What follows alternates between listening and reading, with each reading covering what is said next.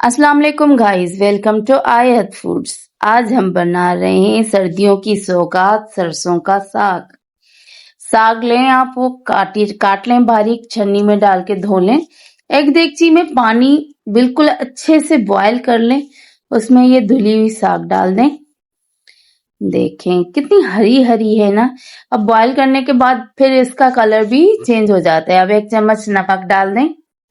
नमक डालने के बाद इसे अच्छे से हिलाएं। हिलाने के बाद एक ढक्कन की मदद से इसे बंद कर दें ताकि ये स्टीम में अच्छे से पक जाए। अब देख लें, ये हमारे साग का कलर भी चेंज हो चुका है। स्पून की मदद से आप इसे घुमाएं।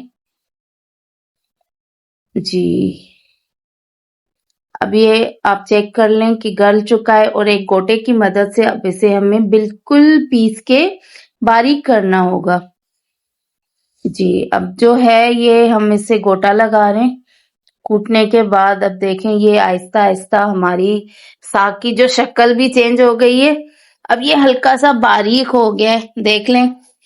अब एक प्याज लेंगे हम दरमियानी साइज, ग्रीन जो है लहसुन, धनिया, मिर्च, टमाटर, इनको मिला के हम ये प्यूरी बना देंगे। प्यूरी बनाने के बाद एक देगची में हम ऑयल डालेंगे, उसमें ये कटी हुई प्याज हम ब्राउन करने के लिए डाल देंगे और साथ में हरी मिर्च। अभी हमारी जो प्याज है वो ब्राउन हो जाएगी अच्छे से, उसमें 1 चम्मच लाल मिर्च ऐड कर लें। लाल मिर्च डालने के बाद जो साग हमने पीस के रखा है गोटे के मदद से, वो इसमें मिक्स कर लेंगे। अच्छे से आप इसे मिक्स कर लें। गाइज, अगर कोई हमारा चैनल पहली दफा देख रहा है तो please like, subscribe and share कर दीजिएगा। ये रहा साग हमारा। इसमें जो हमने प्यूरी बना के रखी थी टमाटर, धनिया और ग्रीन लहसुन और हरी मिर्च की, वो डाल देंगे। फिर हस्बे जायका नमक, सूखी धनिया ऐड कर लेंगे। अब अच्छे से इसे मिक्स कर लेंगे क्योंकि इसमें जो पानी होगा ना साग के साथ, वो उसे हमें बिल्कुल खुश्क करना है। और ये कटी हुई धनिया हम इसमें मिक्स कर लेंगे, इसका भी अच्छा सा ही टेस्ट निकलता है। अब देखें आहिस्ता आहिस्ता इसमें जो पानी है एक्स्ट्रा वो सूखने लगा है और ऑयल निकलेगा इसका। अब हल्की आंच पे रख दें थोड़ी देर के लिए ताकि ये खुश्क हो जाए।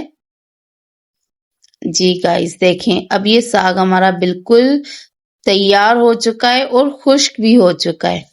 आपको फर्क नजर आ रहा होगा। अब ये एक प्लेट में आप निकाल लें। आजकल गाइस जैसे मक्खन की सीजन है, तो सर्दियों में आपको पता है कि मक्खन कितना खाया जाता है। इसके ऊपर आप लगा लें, उसकी अच्छी खुशबू आती है और खाने में भी बहुत जायकेदार लगता है। ये रहा साग विथ मक्खन। और जो हमने हरी धनिया कटी हुई रखी थी, अब उससे हम इसको गार्निश करेंगे। ये जी, हमारा साग खाने के लिए बिल्कुल तैयार है। अब इसके साथ हम लेंगे चावल की रोटी। चावल की रोटी और